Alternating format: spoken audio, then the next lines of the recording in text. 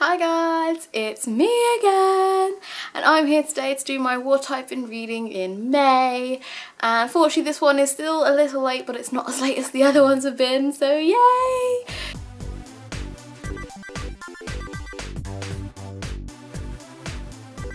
Let's get started. The first book I read in May was Dead Man's Cove by Lauren St. John. This book was really fun. It's a little middle grade adventure story, and yeah, it was just a quick and easy read. There are a few issues I had with the book, but essentially, yeah, I really enjoyed it. It was a little bit of fun, a little bit of interesting, sort of adventure-y, crime thriller sort of book. So definitely, if you enjoy middle grade, get on to reading this series because it's worth it.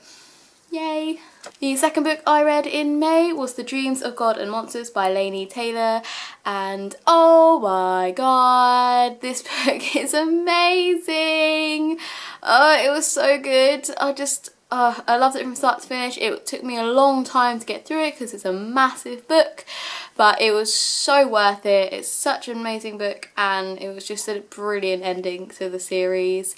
And yeah, I really enjoyed it. So if you haven't read the series yet, I would definitely recommend that you do. So the third book I read in May was Breakable by Tamara Webber, and oh, this book was just so amazing. It's Lucas's story, and I sometimes find these companion stories to be really dull and irritating, but actually this was really interesting, really fast paced. I loved hearing about his side of the story, and it was split between the future, like the story of Easy and then his past and how he got to where Easy started, and I love that. I love that it was like dual narrative in a way, and I just yeah.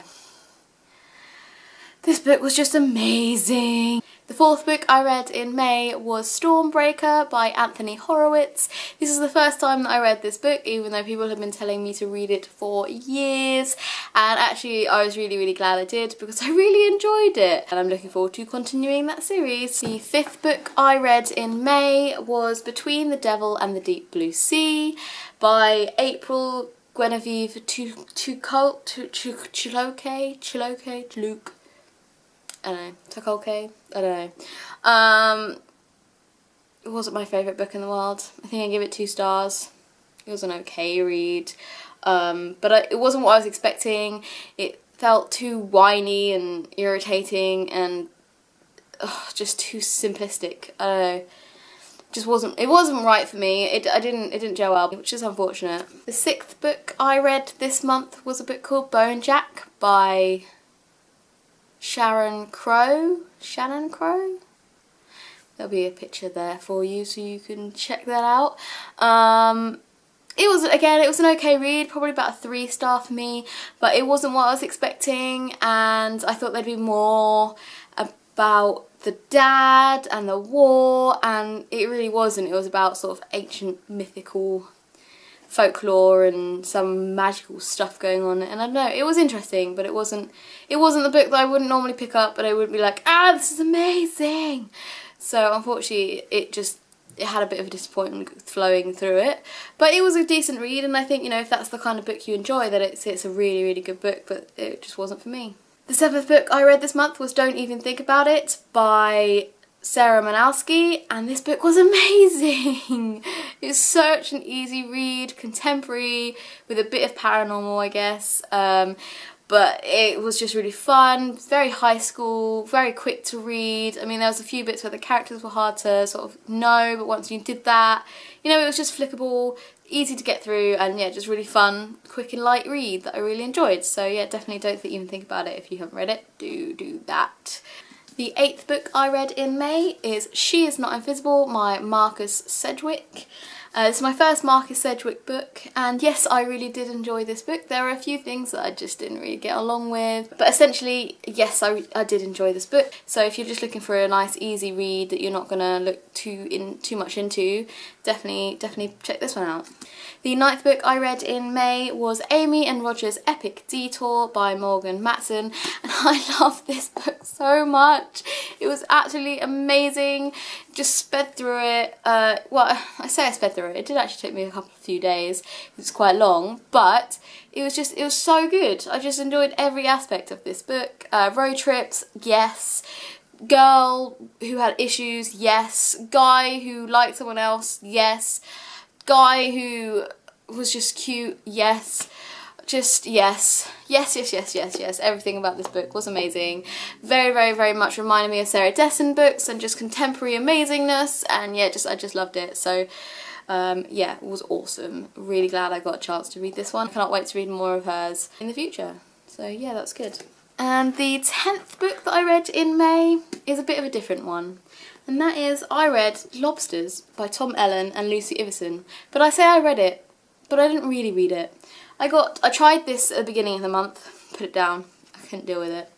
So I thought I'd try it again, give it another try. I got another couple of pages in, and I'd put it down. This is a DNF'd book for me.